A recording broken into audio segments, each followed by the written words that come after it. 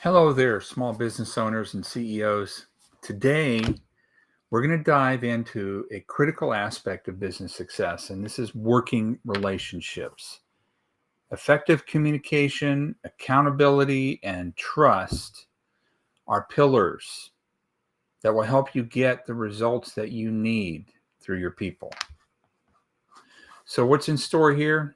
By the end of this session, you're going to understand how these key elements can transform your business operations and lead to a more sustained success in your business. So, how strong are you in your working relationships with your team? Are you fostering an environment of trust and accountability? If you are, thumbs up. If you don't feel that confident and you know that there's ways to improve, just give me a thumbs down in emoji in the comments and let us know where you're from. So let's just get right into this. The key points on building effective working relationships include: one, the power of clear communication. This is effective communication is the foundation of any successful working relationship. If you can't communicate, you don't know what you're asking, or the person that you're asking of, they don't know what you're asking, and it's not a good situation when people don't really understand each other and what they're trying to communicate. So you need to be transparent, and your communication needs to foster a sense of collaboration and reduce misunderstandings. And this is going to lead to a more harmonious and productive workplace. So pay attention to the clarity of communication. And communication is not just what you say, but it's what you listen to. God gave us 2 ears and 1 mouth for a reason. We need to be listening more than we're talking. When we do that, we'll be able to effectively communicate, because we'll know that the hearer actually heard what we were saying. Secondly, establishing accountability. Now, this is one of the key things in management for being successful. And it's not just about holding people responsible. It's about creating a culture where everyone feels ownership of the tasks that they have. They need to learn you need to learn how to set clear expectations and provide constructive feedback and celebrate achievements. You want to build a sense of responsibility among your team. And one way for people to take more ownership is when you manage by agreement. Employees will make a verbal or a written agreement with you for what they're accountable for. So when you're managing by agreement, you're getting your employee to agree to whatever it is that you're delegating to them, so that they can come back with the result that you're expecting, because they know they have the resources and the capability to do it. Unfortunately, there are a lot of managers that delegate by dictation and say, this is what I want it done, and this is when I want it done. Go do it. And the employee may not have the resources, the training, or the tools to get what needs to be done. And then when they don't get it done, you blame it on them. But you were the one responsible because you didn't properly delegate it. You didn't get agreement from them that they could actually pull this off. When they make the agreement, they're making a commitment to you and saying, yes, I can do this. It's like a contract. And you also want to manage by exception. When I say manage by exception, I mean there are employees that they need to feel safe in communicating when things are not going the way they planned. They're having difficulty in meeting the expectations. Is it safe for them to come back to you and say, I'm not going to be able to meet the expectations, meet the deadline, or meet the standard. And these are the reasons why, and I need help. And you need to be willing to work collaboratively with them to be able to help them be successful. They may not meet the deadline and you may have delays, but you know what? At least you're moving in the right direction. It's not going to be a total disaster.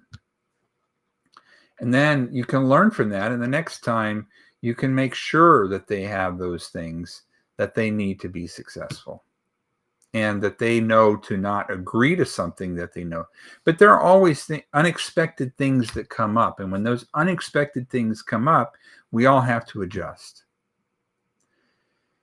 So, that, which brings me to delegating effectively. It's another piece of this. You need to be able to make sure that your employees are 100% clear about what it is that you expect and what their responsibilities are. Before they can agree to it, you need to be clear about what it is you're expecting. If you're vague and they agree to it, they've agreed to something vague, and you can only hold them accountable to something vague. So you need to be specific and delegate effectively. And often doing this in writing will often make it easier to go back to something objective to determine what it was that they agreed to and what it was that you were asking for. And then we can take responsibility for the piece, whoever it is, for the piece that caused this lack of success. And which also you need to regulate. You need to regulate the progress. You need to know how things are going. You need to do it respectfully and with a helpful attitude. And it's important, that you know how things are going. But you need to do that without micromanaging. When you start to micromanage, then people start to get uncomfortable and they don't do as well. And they may just back off and let you take over. That's often will happen. And then you think, well, they're just not competent in what they're doing. And that may not be the case. It may be just that you are over-regulating. Another piece here, that was accountability. There was a lot there for accountability. It's a big piece of management. But another thing here is that we need to build trust. For effective working relationships, we need to have trust, and that's earned through consistent actions and open communication. So all the things that I've just talked about are important for building that trusting relationship with your employees. And they trust you. They need to trust you as a leader for them to feel comfortable and productive. Not that I'm not saying being comfortable is what's important. It's being comfortable with working for you, with knowing that they can satisfy you, that they can be successful in their job and working with you. Being a good manager is important for building trust. There are strategies for that. It's building good managerial characteristics. It's keeping your promises and being transparent in your decision making. And it directly impacts their morale and their performance in the level of trust that they have. It's important to have rules that they can follow for interactions. Who can they communicate with and how can they communicate with them? We need to respect the organizational strategy in the company and the strategy of accountability. So what that means is you, as a manager, going to another department, an employee of another department, and giving them a delegation without informing their manager, which is regulating their work, would be the wrong way of doing things. You need to go through a person's manager, who is their direct report. You need to go to that person to give that other person a delegation, and that manager will decide how that delegation takes place, and maybe even delegate it themselves to fit it into the picture of the delegations that they have given to the employee that reports to them. The organizational structure is important, and it's more important as you get larger. When you're a smaller company and there's only a few of you and you're all taking on multiple roles in the organization, that's less important, but you still need to respect whoever. If there's multiple managers, you need to be communicating at a managerial level.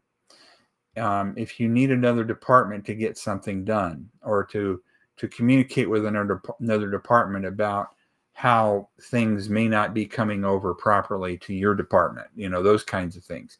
When you're a really small company, that's not as much of an issue, because you are all right there together and you can all communicate better, and you can all handle all these different things that are going on and juggle them. As you get larger, more people are more specialized in what they're doing. So you have to respect, as you grow, you have to respect that organizational strategy. If you don't, it will break down trust. Okay, another piece here is conflict resolution. You have to have the ability to have open dialogue, because conflicts are going to be inevitable. There are things that are going to go wrong, and people are going to get upset, and you've got to be able to diffuse this stuff. Conflicts can be destructive if they're not handled correctly. Address that issue head on, and make sure that that everyone feels okay having an open dialogue, that they be honest about what's going on. Foster an environment where challenges are viewed as opportunities for growth, rather than being roadblocks and frustrations that make people unhappy with their situation. Have the attitude of, these challenges are opportunities. And then finally, one other piece here that I want to mention is that you need to measure how these working relationships in your company are doing. How well are you doing at this?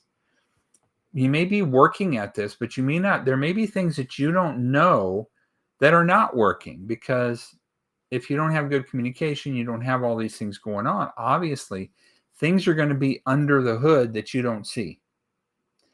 And so just as you measure financial metrics, you need to have some way of evaluating your working relationships.